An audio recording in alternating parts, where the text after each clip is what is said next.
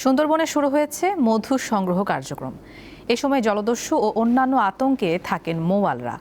তবে এই বছর বন বিভাগের পক্ষ থেকে মৌয়াল ও বন্যপ্রাণীর নিরাপত্তায় টহল কার্যক্রম জোরদার করা হয়েছে। সুন্দরবন পুরোপুরি দস্যুমুক্ত করার দাবি সংশ্লিষ্টদের।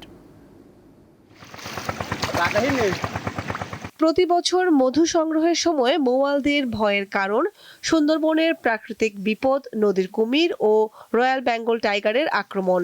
এছাড়া জলদস্যু ও বনদস্যুর ভয় তো আছেই। জীবিকার তাগিদে জীবনের ঝুঁকি নিয়েই বনে যান শত শত মৌয়াল। নিজস্ব পদ্ধতিতে মধু সংগ্রহ করেন তারা। আমাদের এটা হচ্ছে কারু সরঞ্জাম, যেটা দিয়ে আমরা মধু কাটবো। এটায় আগুন দিয়ে ধোয়া হবে, তারপর আমরা গাছে উঠবো, গাছে উঠে মধু কাটবো।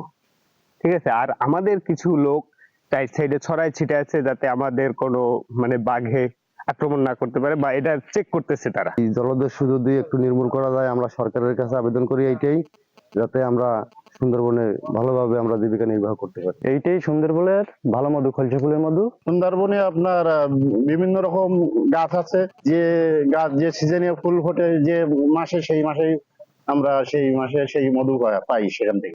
সম্প্রতি মৌয়াল ও বন্য প্রাণীর নিরাপত্তায় টহল কার্যক্রম জোরদার করেছে বন বিভাগ। বনদস্যুদের তৎপরতা বৃদ্ধি পাওয়াতে তারা একটু ভয় পাচ্ছে, তবে বন বিভাগ তার সবগুলো ক্যাম্প এবং টহল ফাঁড়িতে টহল কার্যক্রম বাড়িয়েছে। বন বিভাগের এই উদ্যোগে খুশি স্থানীয়রা। নিয়মিত এমন নিরাপত্তা ব্যবস্থা থাকলে মৌয়ালরা নিশ্চিন্তে মধু সংগ্রহ করতে পারবেন বলে জানান তারা। গত বছর খুলনা ও সাতক্ষীরার রেঞ্জ থেকে মোট ১,৪২৯ কুইন্টাল মধু এবং ৪২৮.৭০ কুইন্টাল মোম সংগ্রহ করা হয়। এবছর পূর্ব সুন্দরবন থেকে ৭০০ কুইন্টাল মধু ও ২০০ কুইন্টাল মোম সংগ্রহের লক্ষ্যমাত্রা নির্ধারণ করা হয়েছে। কামরুন নাহার, দীপ্ত, বার্তা কক্ষ।